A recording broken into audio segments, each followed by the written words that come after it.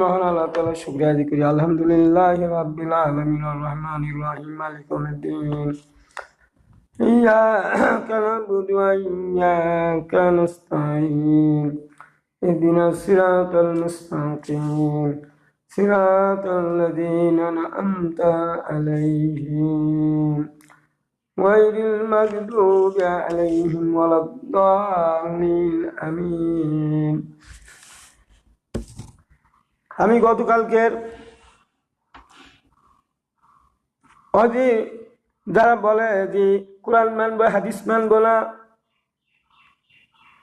কোরআন মানবো হাদিস মানবো না, কোরআন যদি মানেন তাহলে আপনি সম্পূর্ণ কোরআন পড়লো, অর্থ বুঝলো, মেনে চলতে পারবেন না। কিভাবে চলবেন, কিভাবে কি করবেন, অনেক হুকুম হাকাম আছে যেগুলা করতেও পারবেন না। আর আপনারা বলছেন যে নামাজ 5 ওয়াক্ত, কোরআনেও নাই হাদিসেও নাই। এই যে এই কথাটা বলছেন হাদিসেও নাই, তাহলে মানুষেরা কিভাবে ভুল করছে এতদিন ধরে? সারা বিশ্বের নামাজ 5 ওয়াক্ত, সারা বিশ্বের মানুষ ফরজ নামাজ 70 রাকাত হিসেবে 5 ওয়াক্ত নামাজের তাই পালন করছে। এর মধ্যে কোনো গোলমাল নাই, কোনো সমস্যা নেই, কোনো ভিন্নতা নেই। তাহলে আমি আপনাদের সামনে বুখারী শরীফের 1107, 1108, 1109, 1110, 1112 এই হাদিসগুলো ইন্টারনেট থেকে টানি দেখবেন যে রাসূল সাল্লাল্লাহু আলাইহি সাল্লাম যখন সফরে বের হতেন তখন তিনি কি করতেন? যদি দেখেন যে জোহরের নামাজের সময় হয় নাই, বাড়াই যদি, তাহলে তো ওই নির্দিষ্ট জায়গায় পৌঁছা সম্ভব হবে না বা দেরি হবে। তখন তিনি কি করতেন?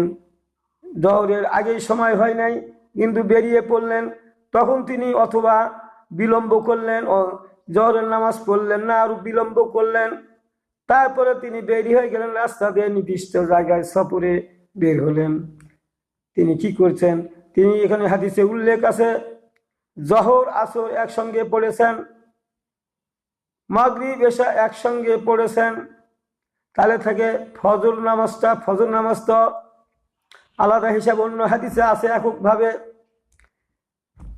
এই যে বলা হচ্ছে যে রাসূল সাল্লাল্লাহু আলাইহি সাল্লাম কোনো জায়গায় গেলে জোহর এবং আসর একসঙ্গে আদায় করেছেন এবং মাগরিব এশা একসঙ্গে আদায় করেছেন। কোন হাদিসে বলা হচ্ছে মাগরিবের নামাজ আগে পড়লেন, তারপরে এশার নামাজ পড়লেন।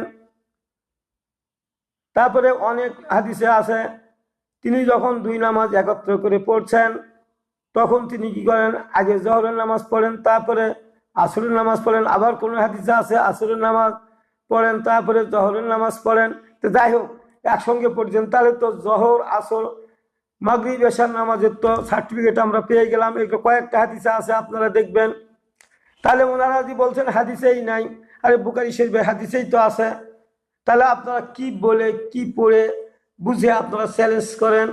আপনারা ইন্টারনেটে আসে যখন কথা বলেন তখন প্রমাণ ছাড়া কথা বলেন কেন যে হাদিসেই নাই? আরে বুখারী শরীফ তো সহিহ হাদিস। এই যে 1400-1500 বছর পরে সব আলেমারা ঐক্যমতে পৌঁছেছে বুখারী মুসলিম সহিহ হাদিস, এর মধ্যে কোনো জাল হাদিস ঢুকানো হয় নাই। তাহলে এই যে আছে, আমি 1107, 1106 দেখবেন, আগেও দেখবেন, পরে হাদিসগুলা দেখবেন, বিস্তারিতভাবে এই নামাজগুলোর এক এসেছে। তাহলে যদি ওগুলা যদি ওক্ত অনুযায়ী না হবে তাহলে রাসূল সাল্লাল্লাহু আলাইহি ওয়াসাল্লাম এই হাদিসে কেন আসলো জোহরের নামাজ এত, জোহরের নামাজ 100তে পড়ছে, আসরের নামাজ 100তে পড়েছে, এশা মাগরিব 100তে পড়েছে, নাম ধরে ধরে তো বলা হয়েছে। তাহলে আপনারা বলছেন যে 5 ওয়াক্ত নামাজ হাদিসেও নাই, রাসূল নিজে পড়ছেন আবার নাই। মানে এই যে ওহুদ যুদ্ধ, খন্দকের যুদ্ধে ওখানে হাদিস আছে যে খন্দক যুদ্ধে যখন যুদ্ধ চলছিল তখন তারা আসরের নামাজ পড়তে পারেন নাই, এমন ভাবে ব্যতিব্যস্ত রেখেছিল যুদ্ধে সবসময়ের জন্য তিনি। এবং সাহাবীগণ লড়াই করে গেছেন, কাফেররা অলমর্ত তীর নিক্ষেপ করছিল। তিনি পাহাড়ে যাই উঠলেন, এক পাহাড়ে গিয়ে উঠলেন, সেই পাহাড়ে গিয়ে রসুল দাঁড়াইছেন, তখন বেলা ডুবেই গেল। উমর গেলেন, আরো কয়েকজন সাহাবী গেল। তারা বলছে যে রসুল বলছে যে আমি আসরের নামাজ পড়তে পারি নাই। উমর বলতেছে হে আল্লাহর নবী, আমিও তো আসরের নামাজ পড়তে পারি নাই। আরো কয়েকজন সাহাবী তারা ওখানে আগে মাগরিবের নামাজ পড়লেন, তারপরে আসরের নামাজ পড়লেন। তাহলে ওখানেও তো উল্লেখ আছে, মাগরিব এশা উল্লেখ আছেন। তারপরে রসুল সাল্লাল্লাহু আলাইহি সাল্লাম যখন যুদ্ধ করতেন, বিশেষ করে কুরাইজার ব্যাপারে বলা হয়েছে, কুরাইজার যুদ্ধের কথা বলা হয়েছে খন্দক যুদ্ধের পরে। হাদিসে বলা হচ্ছে যখন রসুল সাল্লাল্লাহু আলাইহি সাল্লাম কোনো যুদ্ধ জেহাদে যান, তখন তিনি কোন এলাকায় যখন আক্রমণ করতে যান, তখন তিনি নামাজের আগেই যান, নামাজের ফরজ নামাজ ফজর নামাজের আগেই যান। কারণ সেখানে যাই একটু দেরি করেন, সেখানে কোনো আজান হচ্ছে কিনা, সেখানে কোনো মসজিদ আছে কিনা, আজান দিচ্ছে কিনা ওই এলাকার লোক, সেটা জানার পরে যদি কোনো আজান টাজান না হয় তখন সেখানে হামলা চালায়। তাহলে সেখানে ফজর নামাজের কথা বলা হয়েছে, ফজর নামাজের আগে পরে। তো 5 ওয়াক্ত নামাজের কথা তো হাদিসে আসলোই, তা আপনারা বলেন যে হাদিসে নাই। ওটা খন্দক যুদ্ধের সময়কার, কুরাইজার যুদ্ধের সময় এই হাদিসগুলো বর্ণিত আছে।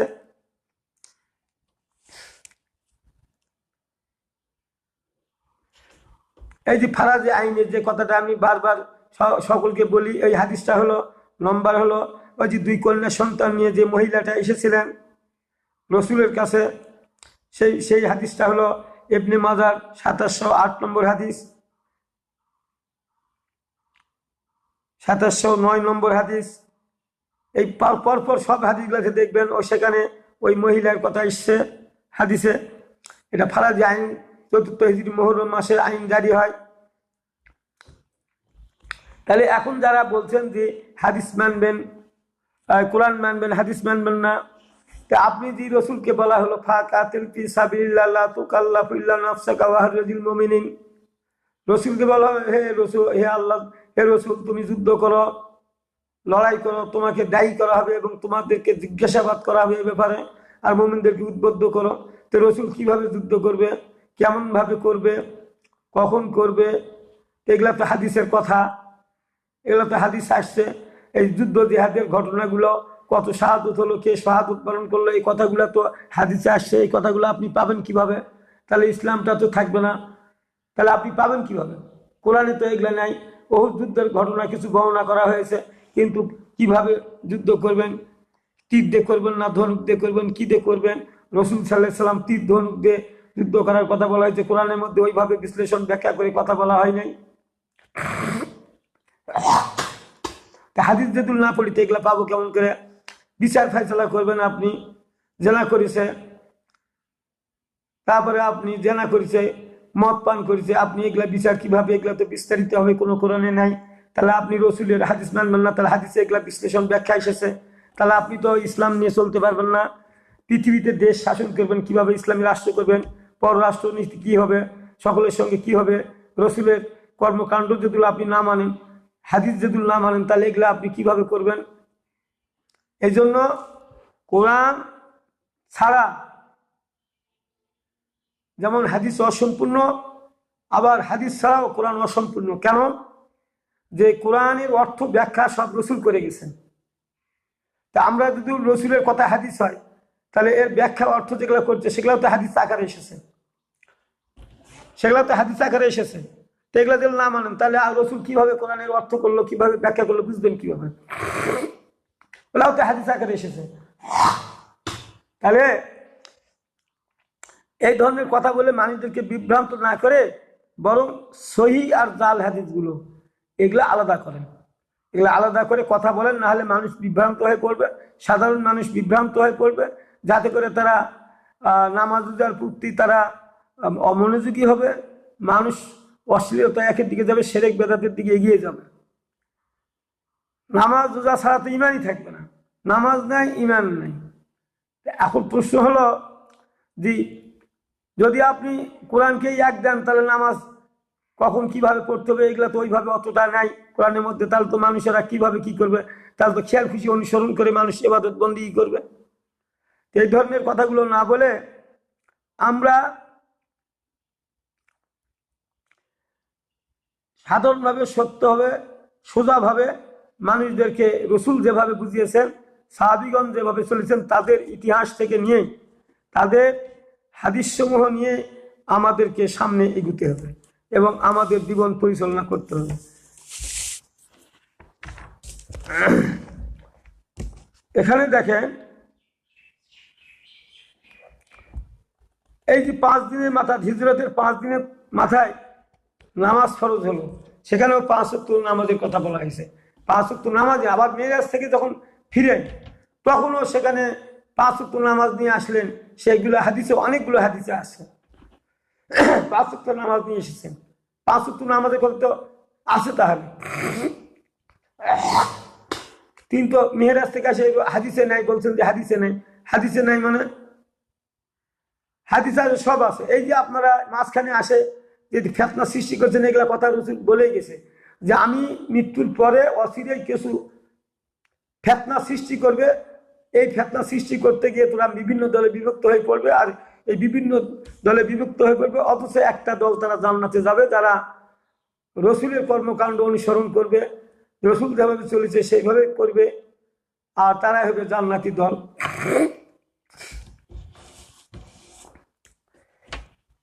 প্রথম হিজরিতে 7 দিনের মাথায় জুমার নামাজ ফরজ হলো, 5 দিনের মাথায় জানাজার নামাজ পড়া ওয়াজিব হলো।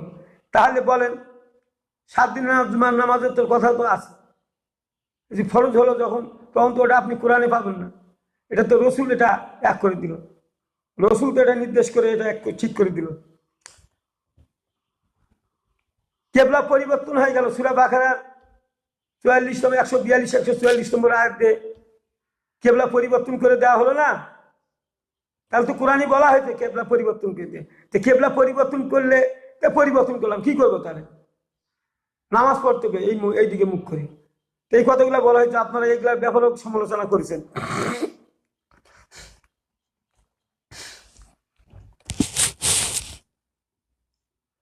দ্বিতীয় দিনের শাবান মাসে ইয়া আইয়ুহাল্লাযীনা আমানু কুতিবা আলাইকুমুস সিয়ামু কামা কুতিবা আলাল লাযীনা মিন ক্বাবলিকুম লাআল্লাকুম তাত্তাকুন।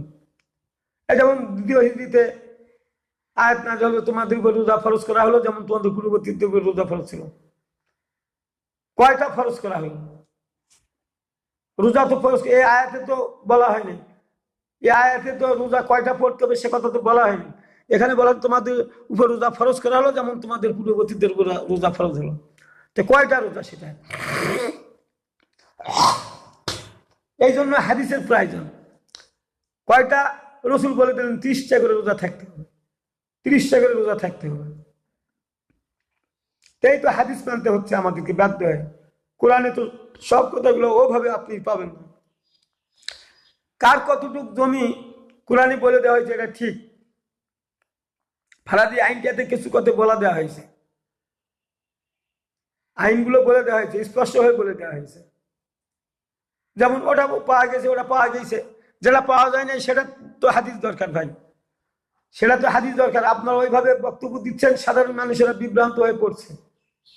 আমরা নয় বিভ্রান্ত হলাম না, কিন্তু সাধারণ মানুষ তো বিভ্রান্ত হয়ে যাচ্ছে। আবার দেখেন,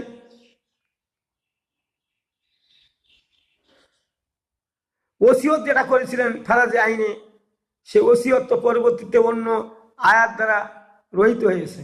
এই যে কিছু আয়াত রহিত হয়েছে, এগুলো ব্যাপারে তো হাদিস আছে, রহিত হয়ে গেছে। যেমন সূরা ফুরকানের ৭৬ নম্বর আয়াত, এগুলা রহিত হয়ে গেছে। ৯৩ নম্বর আয়াত দিয়ে সূরা তওবার অথবা হলো সূরা নিসা দিয়ে এগুলা রহিত হয়ে গেছে।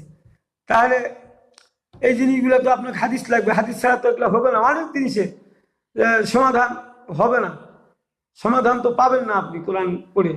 কোরআনে সব নেই। যেমন কয়েছে চুরের হাত কাটে দাও, কোন হাত কাটবেন, কিভাবে কাটবেন? মদ পান করা নিষিদ্ধ করা হয়েছে। যদি কেউ পান খায় তাহলে কি করবেন? কেউ যদি পান করে মদ, তাহলে কি শাস্তি দিবেন? এগুলা বিস্তারিত ব্যাখ্যা হাদিস ছাড়া এগুলা মিলবে না, এগুলা হবে না, হাদিসের প্রয়োজন হবে। আপনি কেসাসের আইন কোরআনের কথা আছে, তাই উভয় দিক থেকে পাওটাও কেটে দাও। আর তো ব্যাপার আছে, কেউ যদি তার পেটে আঘাত করে, কেউ যদি তার শরীরে আঘাত করে, কোন জায়গায় আঘাত করলো সেটা কিভাবে বিচার করবে? এটা তো হাত পাও কেটে দেওয়ার কথা বলা হয়েছে। মানে আবার ফির অন্য জায়গায় বলা হয়েছে যেভাবে তাকে হত্যা করা হয়েছে সেইভাবে তাকে হত্যা করো। আবার অনেক সময় পরবর্তীতে বলা হয়েছে যে না, কেউ যদি মাফ করে দেয় মাফ হবে। এর জন্য কোরআনের পরিপূরক হতে গেলে হাদিস লাগবে, হাদিস অমান্য করা যাবে না। যেহেতু রসুলের কথা কোরআন, রসুলের মুখ দিয়ে বের হয়েছে কোরআন, রসুলের মুখ দিয়ে বের হয়েছে হাদিস কথা, সেটা রসুলের কথা, কোরআন তো রসুল বলছে। এখন যদি কেউ প্রশ্ন করে যে কোরআন ওইভাবে নাজিল হলো কিনা, আরো কি আছে, তো রসুল তো আমাদেরকে এইভাবে বললো, আমরা হাদিস না মানি, তাহলে কেউ যদি বলে যে কোরআনটাও তো আমরা মানবো না যেহেতু রসুল বলছে। তো এই যে ফেতনা সৃষ্টি করবেন, করে মানুষদেরকে বিভ্রান্ত করবেন, এই ধরনের কথা বলা ঠিক নয়। কোরআনও যে যার মারুফতে আসছে, হাদিসগুলোও তার মারুফতেই আসছে। এই জন্য কোরআন মানলে হাদিস মানতে হবে। যেমন একটা কথা আছে না, কান টানলে মাথা এমনি চলে আসে। তো আমি আপনাদের সামনে এই কথাগুলা বললাম এইভাবে যে আমরা কোরআন হাদিস মিল করে পড়ব। তবে যে হাদিসগুলো জাল জয়ে বোঝা যাবে কোরআনের সঙ্গে মিলছে না, সেগুলা হাদিস আপনি বাদ দিবেন, বাদ দিয়ে চলবেন। সব হাদিসের হুকুম আমরা মেনে চলতে পারি কি? পারি না। কত হাদিস আছে, তো পারি না। তো ওই রকম যেগুলো আমাদের প্রয়োজনীয়, যেটুক করলে নয় সেটুকুই করতে হবে, যেটুক করলে আমরা পথভ্রষ্ট হব না সেইটুকুই করতে হবে। অন্তকে পার্থপক্ষে আমরা সবগুলি কি পারি?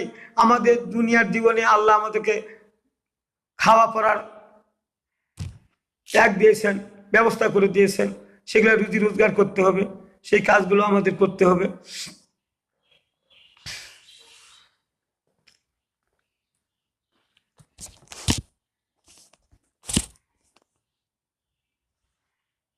তাহলে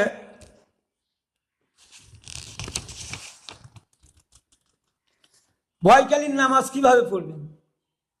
তাই না পেলে অজু কিভাবে করবেন? কোরআন তো নাই যে অজু আপনি এইভাবে করবেন, এইভাবে করবেন, এইভাবে তো নেই।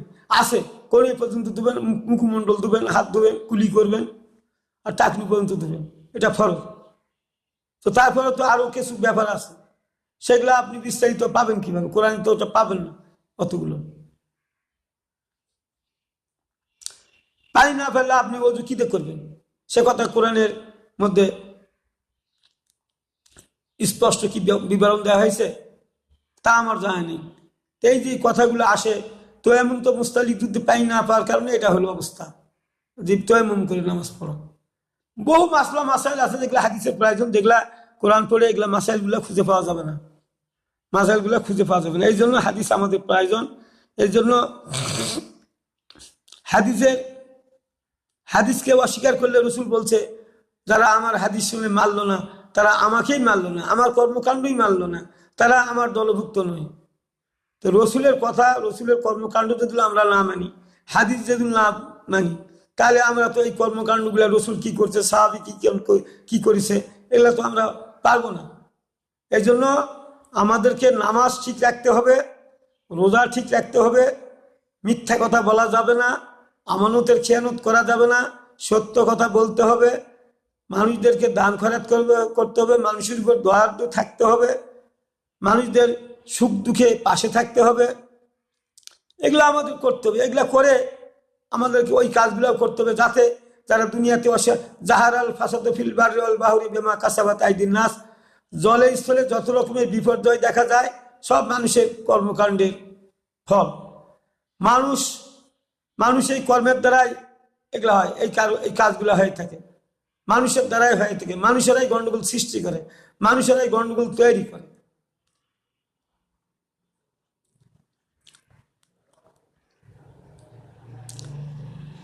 আমি আপনাদেরকে আজকে এ পর্যন্ত এইভাবেই বুঝাতে চাইলাম যে আমরা শরীয়তের বিধিবিধানগুলো মানতে গেলে হাদিস প্রয়োজন হবে। হাদিস ছাড়া একটা পূর্ণাঙ্গভাবে রায় দেওয়া যাবে না।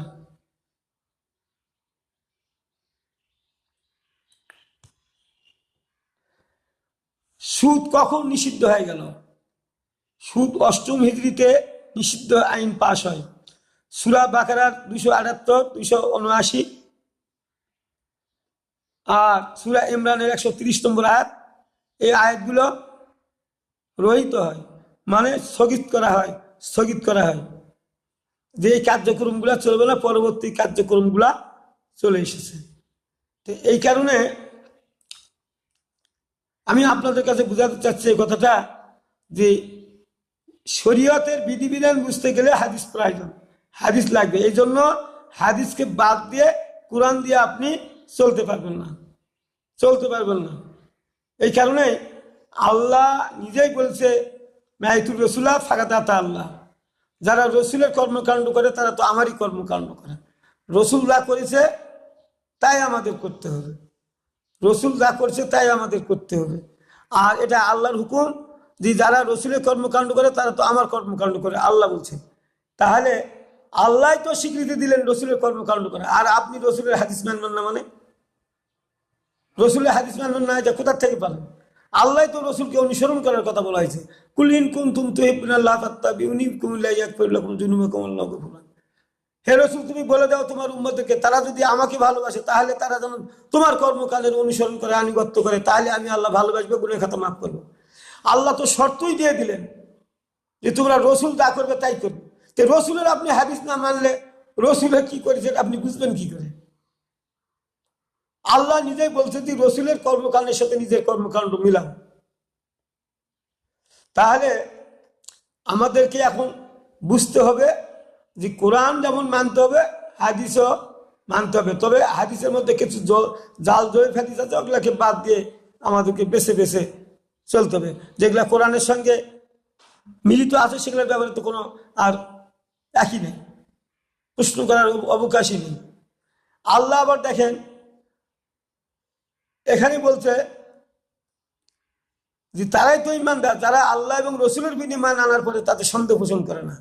তাহলে আল্লাহ রসুলের উপর আপনি সন্দেহ পোষণ করবেন কেন? যে হাদিস মানবেন না, রসুল বলে নাই। রসুল বলে নাই, তখনকার সাহাবীরা তো সত্য হক কথা বলতেন, তারা কি মিথ্যা বলেছে? তারা মিথ্যা বলেনি। তাহলে আপনি এতদিন পরে আপনি সত্য বলতেছেন, আপনি নিজেকে সত্যবাদী মনে করেন। আর সাহাবীরা রসুলের কাজকার লোক, এরা সত্যবাদী ছিল না। আপনি এই ধরনের চিন্তা ভাবনা আপনি অন্তরে নিয়ে আসবেন কেন? এই ধরনের চিন্তা ভাবনা অন্তরে নিয়ে আসলে আপনি বিভ্রান্ত হয়ে পড়বেন। শয়তান এই কাজগুলো করে থাকে, শয়তান মানুষের মধ্যে বিভ্রান্ত ছড়ায়, বিভ্রান্ত করে দেয়। আমি আজকে এই পর্যন্ত ভিডিও শেষ করছি। আসসালামু আলাইকুম ওয়া রাহমাতুল্লাহি ওয়া বারাকাতুহু।